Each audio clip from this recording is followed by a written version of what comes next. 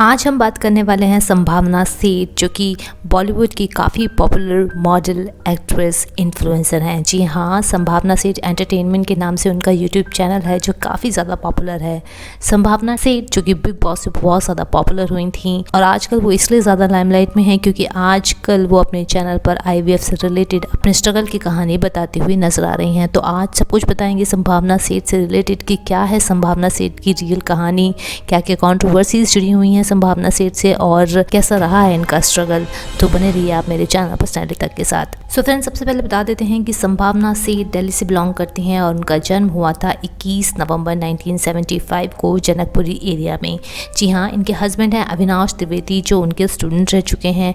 उन्होंने अपनी graduation complete की है मैत्री कॉलेज न्यू दिल्ली से ही। उसके बाद ग्रेजुएशन कंप्लीट करने के बाद जब उन्हें अपना करियर बनाना था और उन्हें एक्टिंग और डांसिंग में बहुत ज़्यादा इंटरेस्ट था तो वो बॉम्बे आ गई थी। जी हाँ, उनका करियर की भी कुछ इन्फॉर्मेशन दे देते हैं। संभावना सेठ ने कुछ साल मॉडलिंग करने के बाद 2001 में उन्होंने डेब्यू किया था बॉलीवुड मूवी पागलपन में, जिसमें वो एक एक्ट्रेस के रूप में नजर आई थी। उसके बाद वो नजर आई थी 36 चाइना टाउन में आइटम सॉन्ग करते हुए।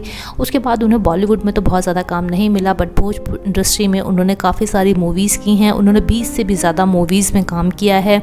इसके अलावा उन्होंने 80 से भी ज़्यादा आइटम सॉन्ग की। उसके बाद 2008 में संभावना सेठ बिग बॉस सीजन 2 में नजर आई थी और उन्होंने बिग बॉस में काफ़ी ज़्यादा लाइमलाइट पे तोड़ी थी।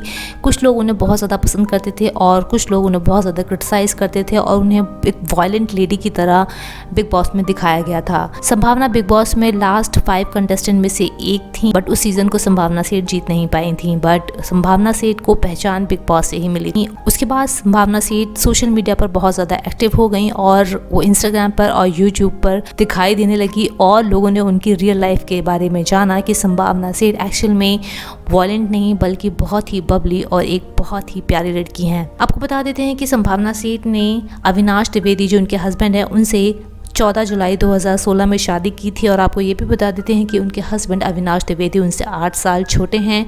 जी हाँ, अविनाश द्विवेदी से वो एक शो के दौरान में मिली थी जिसमें संभावना सेठ जज के रूप में थी और अविनाश द्विवेदी उसमें कंटेस्टेंट थे। वहीं पे दोनों को एक दूसरे से मोहब्बत हो गई और उन्होंने 2016 में शादी कर ली थी। अब बात कर लेते हैं संभावना सेठ से जुड़ी हुई कुछ कॉन्ट्रोवर्सीज और फैक्ट के बारे में। तो आपको बता देते हैं कि संभावना सेठ को इंडस्ट्री में पहचान मिली थी आइटम सॉन्ग से। जी हाँ, भोजपुरी में उनके आइटम सॉन्ग्स को बहुत ज़्यादा फेम मिला था और उन्हें भोजपुरी इंडस्ट्री की राखी सावंत बताया जाता था और उनकी स्किम्पी आउटफिट्स और सेक्सी मूव्स को काफ़ी ज़्यादा पसंद किया जाता था। उसके बाद आपको बता देते हैं कि जब संभावना सेठ बिग बॉस में आई थी तो उनका नाम जोड़ा गया था राजा चौधरी के साथ। शुरुआत में वो दोनों ही काफ़ी ज़्यादा एब्यूसिव थे शो के अंदर और बाद में उन दोनों के बीच में नज़दीकियाँ बढ़ गई थी और शो के दौरान ही उनका एक किस काफ़ी ज़्यादा फेमस हुआ था। तीसरी चीज़ आपको बता देते हैं कि शो के दौरान में ही उन्होंने अपने एक भाई भी बनाया था जिनका नाम था राहुल महाजन। वो हमेशा से कहती रही कि राहुल उनके बहुत अच्छे दोस्त हैं, बट मीडिया में आया था कि राहुल महाजन और उनकी वाइफ डिम्पी गांगुली के बीच में डिवोर्स का रीज़न कहीं ना कहीं संभावना सेठ थी, क्योंकि संभावना सेठ उनके वाइफ डिम्पी गांगुली को बिल्कुल भी पसंद नहीं करती थी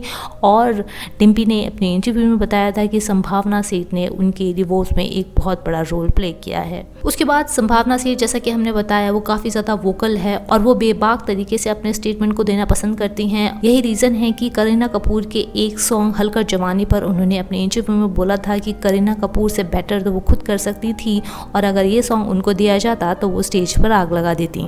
बाकी एक कंट्रोवर्सी हुई थी जब उनके फादर दिल्ली में एक हॉस्पिटल जयपुर गोल्डन में एडमिट थे और उनके फादर का वहाँ देहांत हो गया था। तब संभावना सेठ ने बताया था कि उनका एक्चुअल में नॉर्मल देहांत नहीं हुआ है बल्कि वो मेडिकली मर्डर्ड हैं। जी हाँ, उन्होंने यही वर्ड का यूज़ किया था। उन्होंने अपने स्टेटमेंट में कहा था कि एज दे से the word can not be just black and white. Similarly, every doctor cannot be equivalent to God. There are few evils too who are killing our loved ones wearing white coats. उन्होंने सीधा सीधा निशाना doctors पर साधा था और उन्होंने बताया था कि उनके फादर नेचुरली नहीं गुजरे हैं बल्कि उनका मेडिकली मर्डर किया गया है। वहीं दूसरी तरफ टेलीविजन इंडस्ट्री के बहुत ही पॉपुलर स्टार सिद्धार्थ शुक्ला की फ्यूनरल पर संभावना सेठ पहुंची थी और वहां पर वो ब्लॉगिंग करती हुई नजर आई थी। इसी बात पर भी उनको काफ़ी क्रिटिसाइज़ किया गया था कि यहाँ पर भी संभावना सेठ अपना एंटरटेनमेंट ढूंढ रही हैं। वहीं आजकल संभावना सेठ लाइमलाइट में हैं क्योंकि वो आजकल बात कर रही हैं IVF की। जी हाँ, संभावना सेठ बताती हैं कि इसके लिए उन्हें काफ़ी ज़्यादा स्ट्रगल करना पड़ रहा है। उनकी शादी को 6-7 साल हो चुके हैं और अपनी शादी के टाइम से ही वो IVF से कंसीव करने की कोशिश कर रही हैं। ये उनका 5th अटेम्प्ट है। 4 IVF उनके फेल हो चुके हैं और वो 5th जर्नी लोगों के साथ शेयर करना चाहती हैं। वो कहती हैं कि अपने लो एंड हाइस को वो लोगों के साथ शेयर करना चाहती हैं ताकि जिन औरतों का IVF फेल हो जाता है वो उनसे कुछ सीख सकें। तो ये थी संभावना सेठ की लाइफ की पूरी कहानी, उनके हाइज और लोज की पूरी डिटेल। तो आप ही बताइएगा आपको ये इंटरेस्टिंग कहानी जानकर कैसा लगा, और इसी तरह की इंटरेस्टिंग वीडियोस और बायोग्राफी के लिए आप बने रहिए मेरे चैनल पर्सनैलिटी तक के साथ। फिर मिलती हूँ, बाय बाय।